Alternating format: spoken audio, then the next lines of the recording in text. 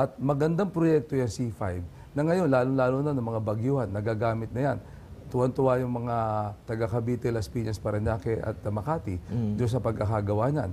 And that's why I'm very proud of that project. But it's very important na na-establish na walang double entry halimbawa, maliwanag yun, na walang realignment dahil dalawang project yun, na walang overprice, talagang zonal value, lahat ho in order. Kaya mabuti naman. Kaya sabi ko, dapat din, yung mga ibang kandidato, ganyan din. Paimbestiga din sila sa mga potential conflict nila. Sir, hindi ba nakinabang yung mga kumpanya nyo dun sa C5? Walang pinakinabangan yon. Sasabi ko nga na lahat yon ay above board. Walang, yun ang pinatunayan namin lahat doon. Ang nakinabang doon ng tao. Dahilan sa, kung alam mo, kung hindi ko pinadaan doon, hindi matatapos yung proyekto. At sabi ko nga, hindi naman ako nabayaran pa. Pinayagan ko na. Kaya nga kung merong in fact akong problema, sa tingin ko nawalan ako pa nawalan doon. Pero okay na yun para makatulong lang sa akin mga kababayan. At gusto ko lang malinis sa aking mga pangalan. Dahil maski piso, hindi ako gumagawa sa gobyerno. Ako naman marunong akong kumita on my own. Marami naman tayong naipundar na sa paghihirap natin. Pero maski kailan, hindi ako gumawa sa gobyerno. Did that episode teach you anything about politics? Madumi din ang politika na nag-iimbento na yung ibang tao para mapagbintangan ka lang. At saka yung marami kang ginagawa, lalo pang pinupukol ka, samantalang yung walang ginagawa, hindi naman pinapansin. Kasi mahalaga din naman na pag sinabi mong babaguhin mong infrastruktura ng ating bansa, halimbawa, may nagawa ka na ba maski barangay road sa lugar mo? Kasi kung wala ka pa nagagawa maski na anong kali sa buong buhay mo, paano mo na babaguhin na infrastruktura ng ating bansa, di ba? So palagay ko, importante rin naman yung pagsabi mong babaguhin natin o aayusin natin ang infrastruktura ng ating bansa. Kaya mong pangatawanan yan at kaya mong ipakita na may nagawa ka na noong nakaraang panahon na kaya mo yan. Do you think the other candidates have the kind of experience that you have? Hindi lamang naman karanasan. Kakayahan? Kakayahan din. Mahalaga yan kasi kailangan mong creativity dyan Kailangan innovative ka dyan. Kailangan malakas ang loob mo dyan. Kailangan masipag ka dyan.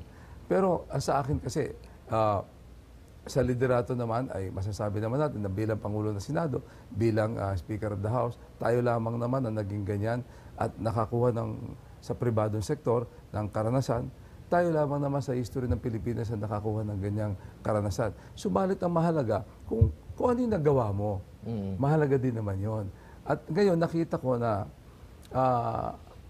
tinatanong ako ano ba raw ang aking advantage dyan. Sa akin hindi advantage yan.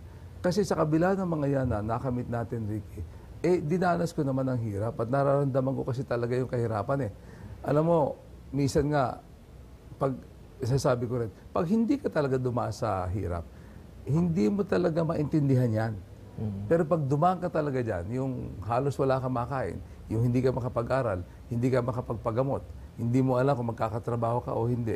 Pag nadaanan mo yan, then naintindihan mo talaga kung ano yung hinihingi ng 90% ng ating mga kababayan. Iyan ang napakahalaga, kasabay ng ating karanasan. Kaya ako naman gusto ko lang pagsamahin yung dalawa na yan. Well, if you look at the life of Manny Villar, it's very clearly a life that's got a lot of experience. Lumaki kayong mahirap, kumayod kayo, yumaman kayo, pumasok kayo sa politika. Do you think that that is going to be, at the end of the day, the advantage that you have over everyone else? Yung karanasan ninyo? Sa akin yung naranasan kong hirap dahil alam ko talaga yan.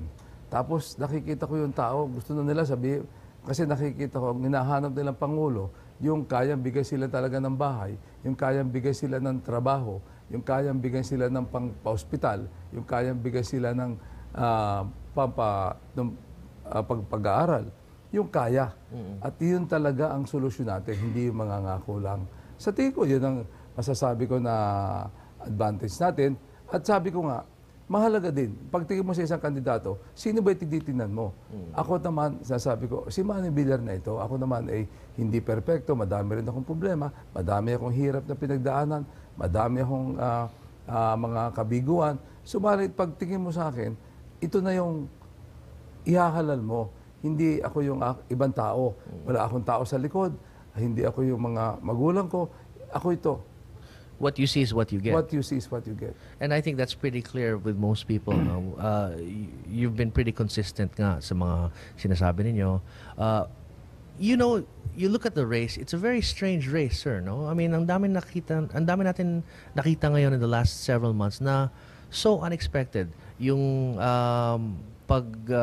pasok ni Noynoy Aquino, and then many of the people who you were originally running against, wala na. They've either withdrawn, like Lacson, or they've slid down to vice president, like Rojas, Legarda, Chis Escudero. At this point, we don't know.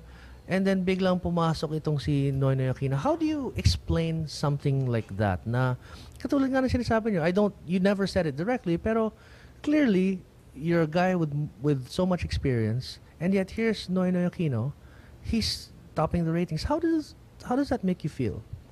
Well, okay lamang. Alam mo, napakarami ko na kasing nakita sa aking buhay. Napakarami ko ng mga naging problema. At yung mga ganitong mga pangyayari, hindi na ako nagugulat. I have fought many battles with greater odds than this, and somehow nakasurvive naman tayo. Wala ka talaga magagawa. May mga, nung mangyari ng Asian crisis noong 98, hindi mo rin naman talaga inaasahan yun. That one was tough, and that one was easily 10 times tougher than this problem for me. So, okay lang yan. Sa akin kung ano dumating, basta gawin mo lang yung magagawa mo, and tingnan mo kung makakaya mo, kung hindi naman, anong gagawin mo. Kaya lang, sa akin, kaya nung sinasabi ko pa na masyado matagal pa ang eleksyon, kasi kami, for almost 3 years, halos 10 kami na nagbabakbakan nun eh. Oh. Pero ngayon, iba na mga players. Actually, Ricky, nakakalungkot din naman. Namimiss ko rin yung mga nakakalaban ko ng mga nakakaraang mga buwan. Iba na kasi ngayon eh. Oo nga. Pero okay lang yan. Do you think in the end it will be between the two of you? Or do you see anyone else, maybe a third candidate Well, it coming? may not be fair to the other candidates, so I cannot say that. Marami nagsasabing ganyan ang mangyayari. Pero to be fair with the other two other candidates, ang Pangulong Erap at saka si Gibo Teodoro, palagi ko naman malalakas din naman sila at hindi naman natin pwedeng i-rule out at this point. All right, we're talking about candidacies now, no, sir? And sa ngayon, you don't have a vice presidential candidate yet. And the field looks pretty open at this point, no? How important is it, before I ask you kung sino yung pipiliin mo, how important is it for you as a candidate and maybe even as a president to have the right vice presidential candidate? Mahalaga ba yan? Malaking bagay ba yan sa'yo? Well, dalawang bagay. Sa pagpanalo, ang Pilipino kasi nag-elect separately ng vice, separate yung presidente. Hindi kagaya sa Amerika, magka-team eh. Dito, hiwalay. So, maraming mga pagkakataon na nananalo yung ibang presidente, ibang vice president. Pero maganda na rin yung ka-team mo ay magkapareho kayo ng mithiin o objective, prinsipyo. At maganda magkakasama din kayo. So mahalaga rin naman, ginagalang mo yung vice president mo at ginagalang ka naman niya. Mahalaga na rin yung for better teamwork. Siyempre, mas maganda na rin na tuloy-tuloy yung inyong trabaho dahil kung siya ang mananalo, malamang bibigyan mo rin ng cabinet position yon. So mahalaga na pareho. Magkamukha, hindi naman kailangan exacto the same, no? Na parehong-pareho.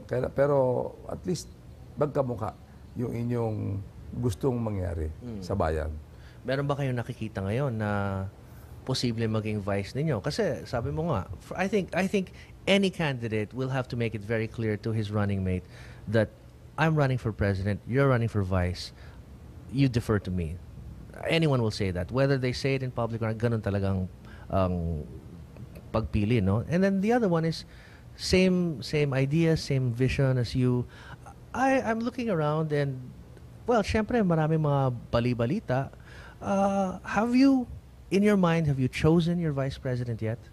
Well, sa mind ko meron naman kaming napili na.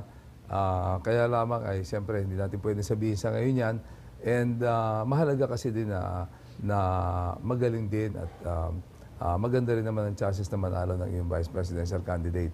And I think yun namang nasa isipan namin, nami-meet yung criteria na yun. Nag-usap na kayo, nag-agree na po itong taong to na tumakbo bilang vice president ninyo? Well, sa palagay ko naman ay sa final stages na masasabi natin.